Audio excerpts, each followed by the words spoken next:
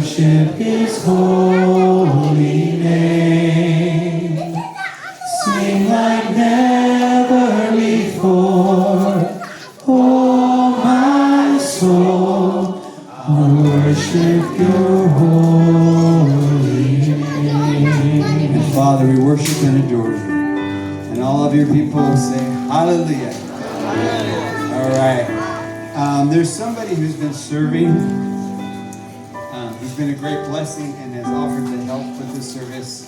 And just encourage you. Would you give a welcome to Mr. Kurt Vanderford as you are seated? All right.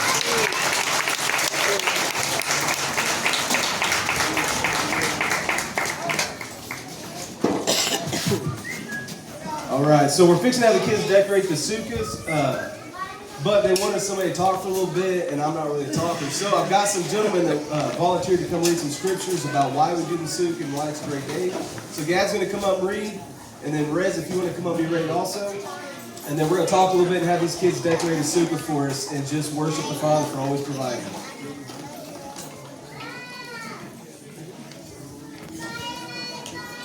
Then Yahweh spoke to Moses, saying, Speak to the children of Israel, saying, The 15th day of the 7th month shall be the Feast of Tabernacles, for 7 days to meet. On the first day there shall be a holy convocation. You shall do no customary work on it. For 7 days you shall offer an offering made to fire to Yahweh.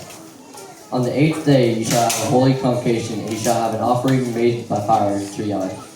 It is to be a sacred assembly, and you shall do no customary work on it. These are the feasts of Yahweh, which you shall proclaim to be holy convocations, to offer an offering made to fire to me, burnt offering and a grain offering, a sacrifice and drink offerings, everything on this day. Besides the Sabbaths of Yahweh, besides your gifts, besides all your vows, besides all your free will offerings, you shall give to me. Also on the 15th day of the 7th month, you shall have an offer. You shall gather in the fruit of the land, and shall have the feast of Yahweh for 7 days. On the first day shall be a Sabbath rest, and on the 8th day a Sabbath rest. You shall take for yourselves on the first day of the fruit of beautiful trees, branches of palm leaves, and boughs of leafy trees, and willows of the brook. You shall rejoice before Yahweh your Elohim for 7 days. You shall keep it feast to me for 7 days in the year. It shall be a statute forever in your generations. You shall celebrate it in the 7th month. You shall dwell in your booths for 7 days. All who are native Israelites shall dwell in the booths, that your generations may know that I made the children of Israel dwell in the booths when I brought them out of the land of Egypt. I am Yahweh your Elohim. Moses declared to the children of Israel the feast of Yahweh.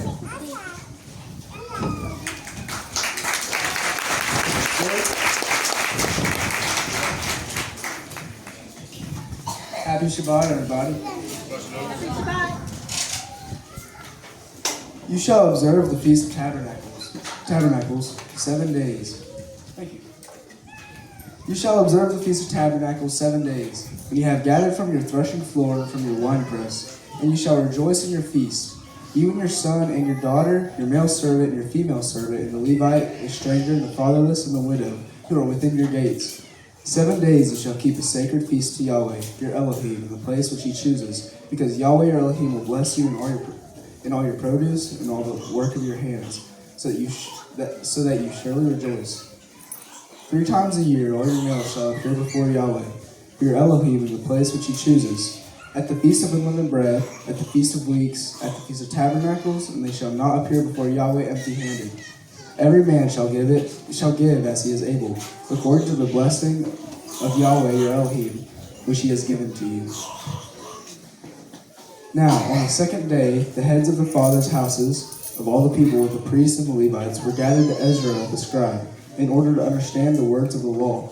And they found written in the law, which Yahweh had commanded by Moses, that the children of Israel should dwell in booths during the feast of the 7th month, and that they should announce and proclaim in all their cities and in Jerusalem, saying, Go out to the mountain and bring olive branches, branches of oil trees, myrtle trees, palm trees, and branches of leafy trees, to make booths as it is written.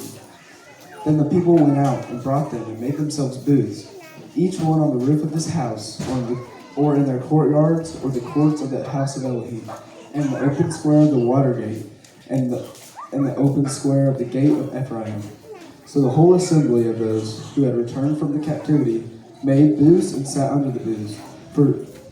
For since the days of Joshua, the son of Nun, until the day the children of Israel had not done so. And there was very great gladness.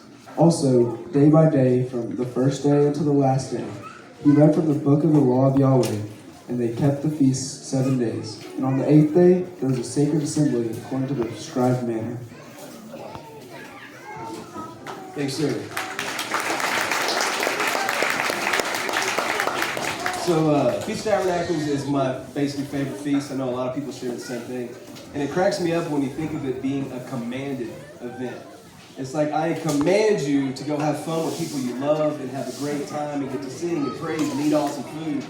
And I think about that as how, like, that's how we get to do it.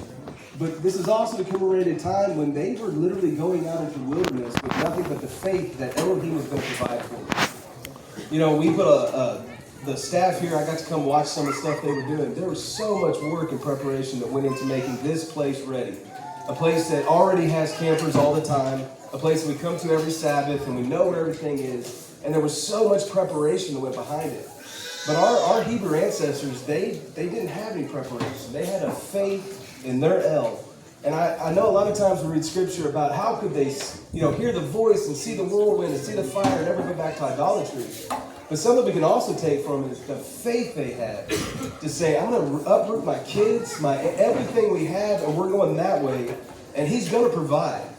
And so as we build the sukkah here in a little bit, I know that's kind of the message that I try to take into my life whenever I think about it is, I may not always know where we're going to end up. I may not always know what it's going to look like when I get there. But we see it time and time again that we serve an Elohim that is steadfast and that will always provide. And sometimes, the walk may seem hard, but it always ends up being what my soul needed to get there. And he's doing that for each and every one of us. And so this week, like I said, it's easy for me. All I had to really worry about, I own my company, so I can take off what I want. My dogs are good, and that's really all I got to worry about, But some of you with kids and their family, y'all can think about the faith that they had. When I take my family and just trust him and go, and we live in a place and a time where we have so much that it's so easy, and when we hear scripture says, whenever you're asked about the burden of Yahweh, you're to answer what burden? Like, we really get to say that in this time that we live in. But just think about, the faith that those before us had to show and how he provided for them. We don't read anywhere that they stopped somewhere and didn't have the materials they needed to build the sukkahs. We never read about them ever really going want to the point of just having to turn back. It just sometimes maybe seemed more comfortable. But those who were steadfast, that followed the Most High, that heeded to his word and kept the commands like we're trying to do, well, we know 2 of them got to see the greatest land that ever was, and we're all hoping to be able to go back to a land even better. And so we're going to ask the kids to come up and build a sukkah with us. I know there's a couple men that are coming back here to help hand out some stuff. The band's going to play for us. But I would just ask, man, think of the faith. What kind of faith do I have? Am I willing to just listen to my El and go where he leads and trust? When I get there, it's going to be taken care of. All I have to do is just keep going. So I appreciate y'all letting me talk. Let's get the kids to go ahead and come on up, and let's start building this thing.